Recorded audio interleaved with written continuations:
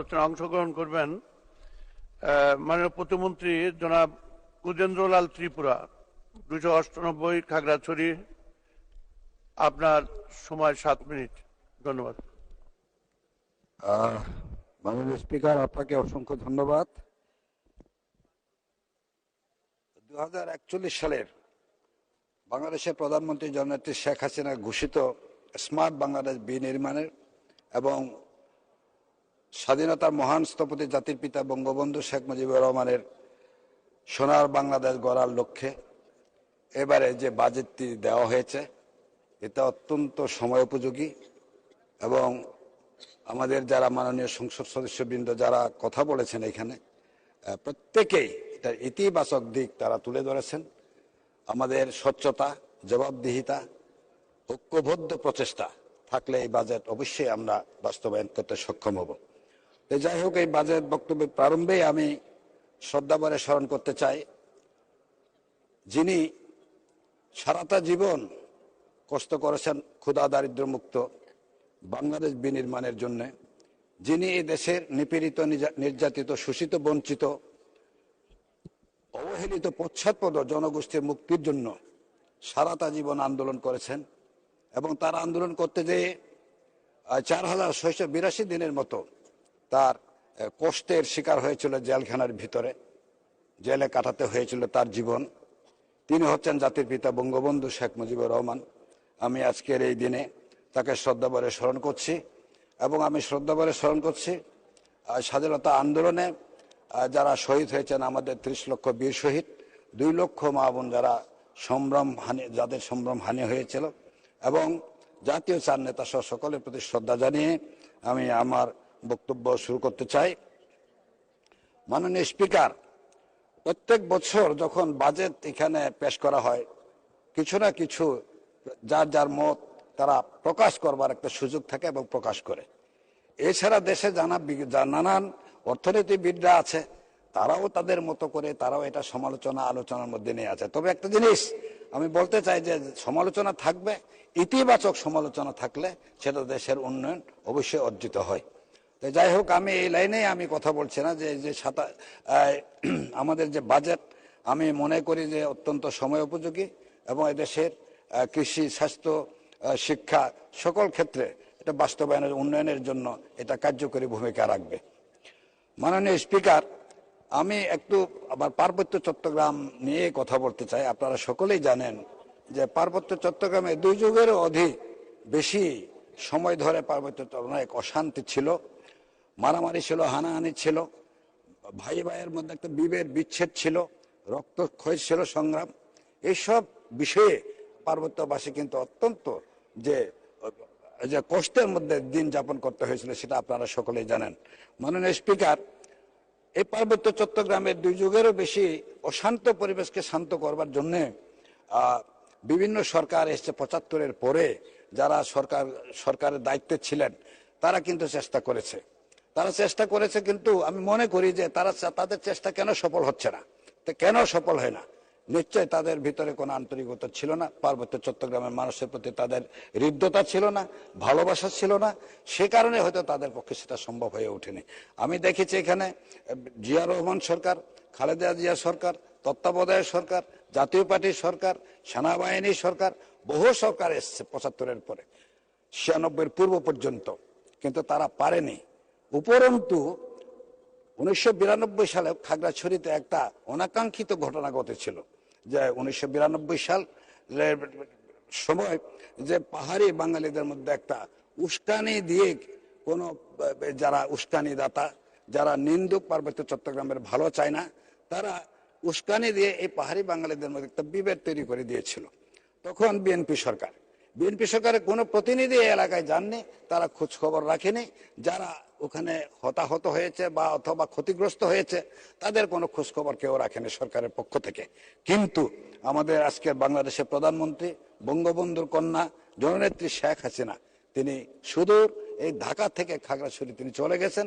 খাগড়াছড়ি সদর থেকে পানছড়ি আর 24 কিলোমিটার উত্তরে ইন্ডিয়া বর্ডার, সেখানে যেয়ে তিনি পাহাড়ি বাঙালি সর্বস্তরের মানুষের সাথে কথা বলেছেন এবং তিনি আশ্বস্ত করে দিয়ে এসেছেন যে তিনি যখন ক্ষমতায় যাবেন এই পার্বত্য চট্টগ্রামের অশান্ত পরিবেশ তিনি শান্ত করবেন। ঠিক তেমনি ভাবে তিনি যেভাবে প্রতিশ্রুতি দিয়েছেন, আমাদের আশ্বস্ত করেছেন, তিনি 96 সালে বাংলাদেশের জনগণের প্রত্যক্ষ ভোটে নির্বাচিত হয়ে তিনি যখন সরকার গঠন করলেন, তিনি প্রধানমন্ত্রীর দায়িত্ব গ্রহণ করলেন। দায়িত্বটা 1997 2 ডিসেম্বর পার্বত্য চট্টগ্রামে 2 যুগের যে আমাদের যে অশান্ত পরিবেশ ছিল, সেটা কিন্তু চুক্তির মধ্যে দিয়ে তিনি শান্তি ফিরিয়ে আনেন। তখন থেকে পার্বত্য চট্টগ্রামে একটা আনন্দ বয়ে আনছিল এবং উন্নয়নের সুবাতাস চতুর্দিকে ছড়িয়ে পড়ছিল। কিন্তু দুর্ভাগ্যজনক হলে সত্য যে 2001 সালে 96 থেকে 2001 পর্যন্ত তিনি কাজ করছিলেন এবং 2001 সালে আপনারা সকলে জানেন যে যেভাবে হোক তাকে বাংলাদেশ আওয়ামী লীগকে হারিয়ে দিয়ে 4 দলীয় জোট সরকার নামক সরকার গঠন করবার মধ্য দিয়ে যে অনাচার অবিচার ইতিপূর্বে ছিল, 200 বছরের ব্রিটিশ আমলে যে শাসন শোষণ ছিল পার্বত্য চট্টগ্রামে, পাকিস্তান আমলে 23 বছর পর্যন্ত যে শাসন শোষণ ছিল, তেমনি ভাবে আবার শুরু করেন তারা আমাদের উপরে অত্যাচার অবিচার, শাসন শোষণ, নিপীড়ন, নির্যাতন।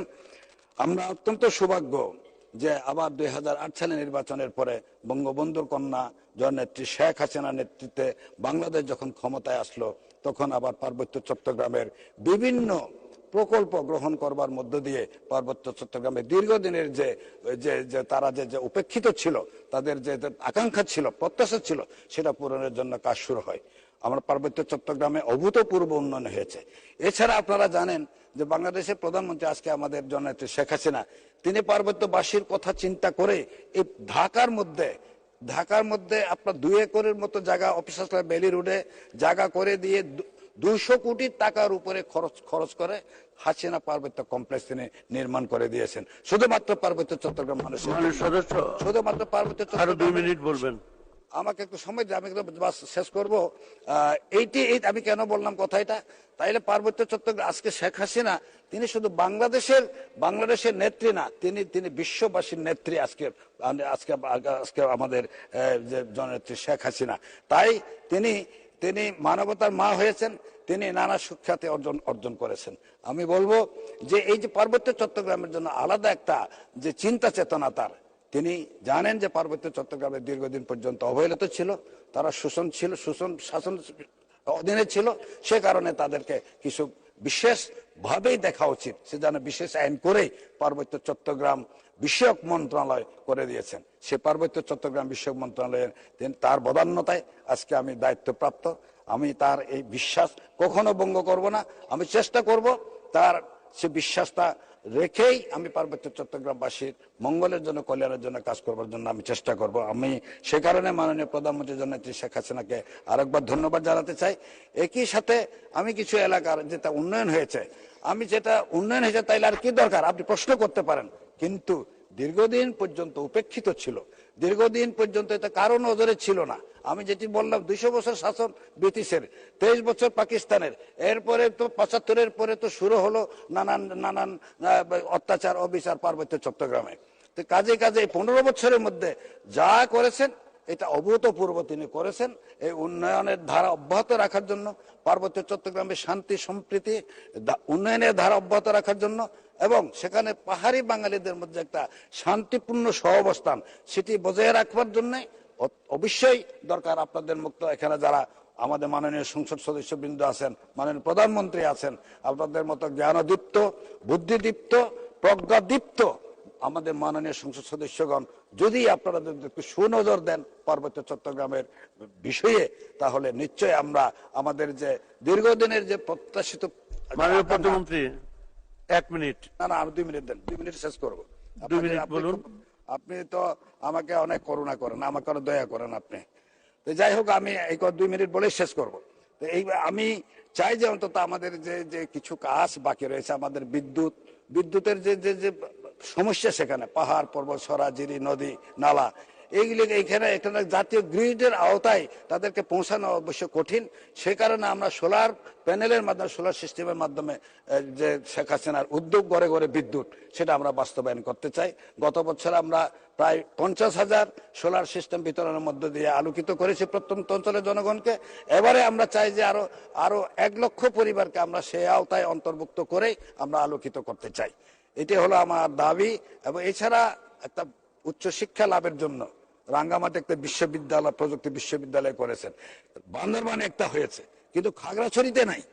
খাগড়াছড়িতে আপনি গেছেন মাননীয় স্পিকার, খাগড়াছড়িতে একটা বিশ্ববিদ্যালয় দরকার। এবং সেই বিশ্ববিদ্যালয় যদি শেখ হাসিনা বিশ্ববিদ্যালয় এইভাবে নামকরণ করে যদি করা হয়, আমরা খাগড়াছড়িবাসী কৃতজ্ঞতার পাশে আবদ্ধ থাকবো মাননীয় প্রধানমন্ত্রীর কাছে। তো যাই হোক, আমি আপনাকে আর বিরক্ত করব না, আমার প্রায় সময় শেষ। শুধু এইটুকুই বলবো যে আমাদের দিকে খেয়াল রাখবেন। পার্বত্য চট্টগ্রাম অত্যন্ত সম্ভাবনাময় একটা অঞ্চল। এই অঞ্চলটাকে আপনার পর্যটন খাতে এখানে প্রচুর সম্ভাবনা।